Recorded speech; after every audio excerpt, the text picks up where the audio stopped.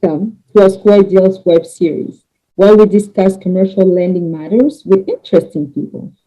Today, I have the absolute pleasure to welcome my good friend Andy Tomat. Andy is an experienced interim CFO.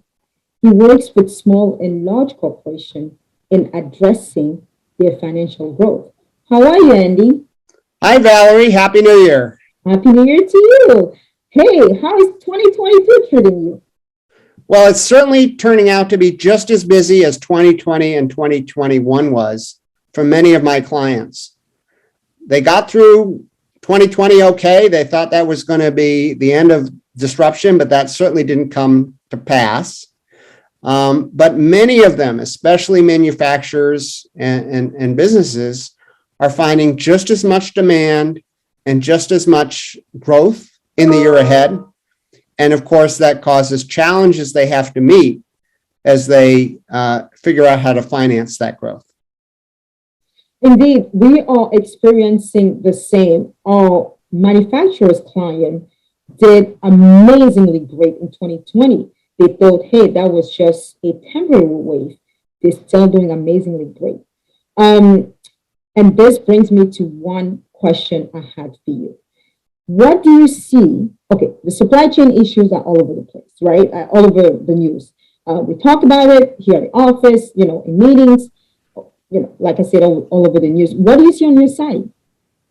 Well, I think people got into some complacency at the end of 2020 because they typically started 2020 with plenty of inventory on hand.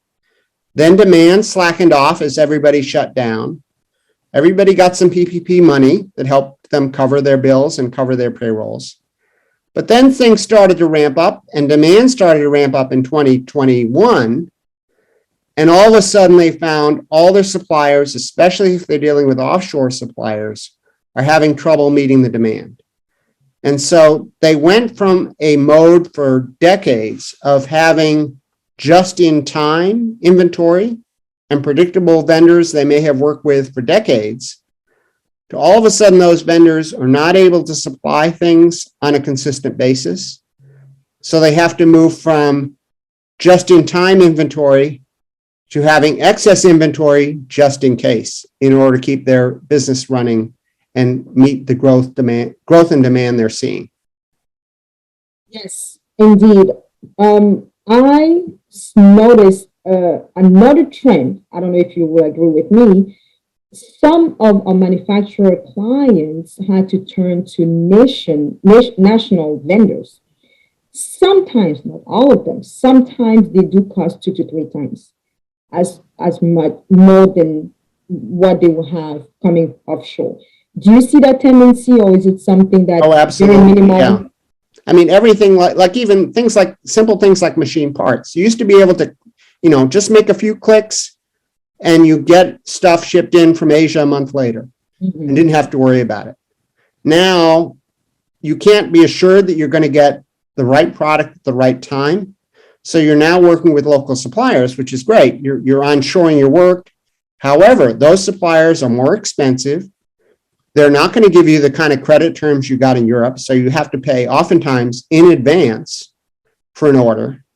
And then they can't guarantee when they're going to deliver it. So it's increased both your costs and increased your risk of delivery as you work going forward. So it's an additional level of supply chain disruption coming into 2022. Another subject I wanted to discuss with you, Andy, it's we had a few months ago a common client we worked on. What a great collaboration. It was about adding a new product line. Would you please share a little bit about it? Well, yeah. So this particular client was a distributor and had been approached by a new manufacturer, I think back in 2018 or 2019, to get them to carry their product. They made the decision to go ahead with that, but it was a different kind of product for them. They had to get inventory. They had to obviously build up inventory, get parts inventory. And it was also the type of product that was amenable to being rented as opposed to just a standard sale.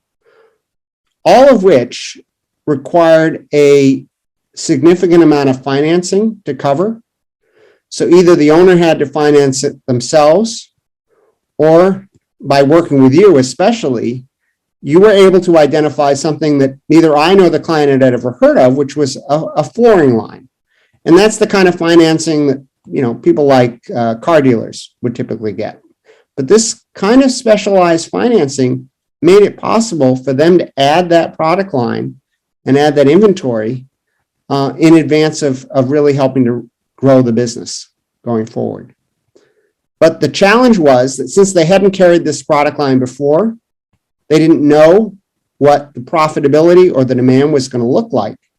So it took a long time to work with that and patience on your behalf to both identify a specialized lender and also help the client structure their finances and their reporting to meet the needs of the underwriter for that product. So it was a long process, but it certainly paid off in the end. Indeed, it was quite fruitful at the end. And that's one of our strengths. It's working with industry experts, industry bankers. Every single bank, as I always say, all banks are not created equal. Every single one of them has an appetite, different appetite.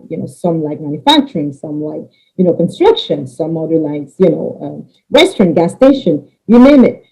And having the availability of these different experts on the field and knowing which lender to go to given a particular portfolio makes a difference between an approved loan and a declined loan.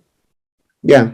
And it's oftentimes, getting to the right level in an organization, if, not to disparage any of the larger lenders or larger banks, but, their relationship managers may be focused on, meeting a quarterly quota. Whereas somebody in a more specialized bank or a specialized unit in a large bank may be able to have the patience to work with a client in the longer term.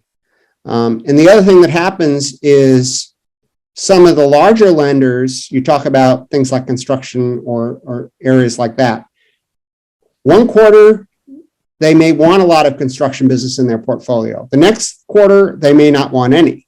So the tap can open, the tap can close. It's not, clients often see, well, they don't want my business. In reality, higher levels up are looking at the lender's portfolio and trying to balance risk between different market segments. Yes, indeed.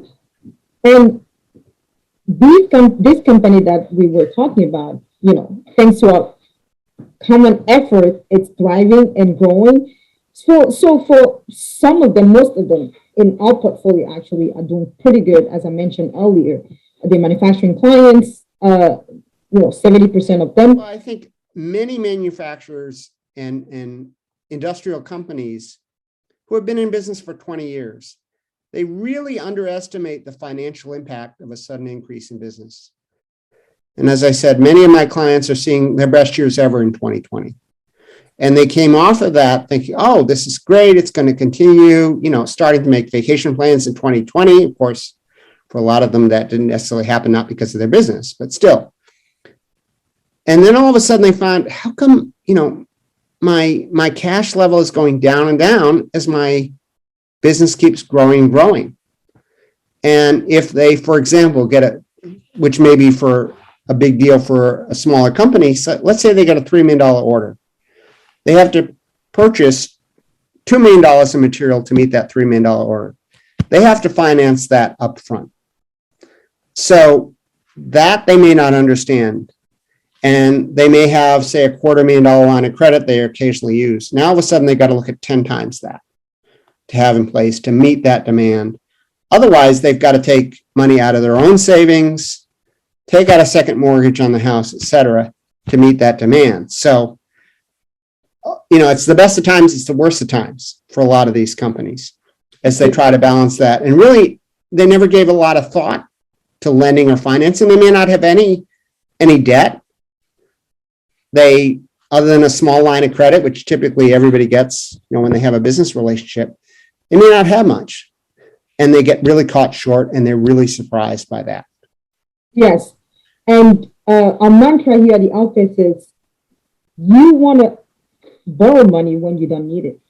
Exactly. That's when your balance sheet and your financing look extremely attractive and you get the best loan terms. So, to your point, the preparedness of it, it's like insurance, right? You may not use it for 3, 4, 5 years, even 10 years in some cases, but especially for lines of credit, you don't pay a dime until you use it. So it's always nice to have a nice cushion just in case. Right. And that just in case happened, it's been happening since 2020. Yeah. And I think, a lot of people, they're not getting any sleep because they're working so hard and they're in every day at the office and they're meeting all these customer demands they're getting. But then they're also not getting any sleep because they're seeing what's going on with their checking account and their cash balance. So having a line of credit is exactly as you said, is that insurance that's going to let you sleep at night, knowing you don't have to worry about having enough cash available. And when you use it, and then once you get paid by the customer, you can reduce it down to zero or reduce the level going forward. So it's really the kind of thing you want to have in place well in advance while your numbers look good, especially coming off a strong year. Here we are, folks. Great insights from Andy Tomat. Thank you so much for attending. Until next time, have a wonderful week.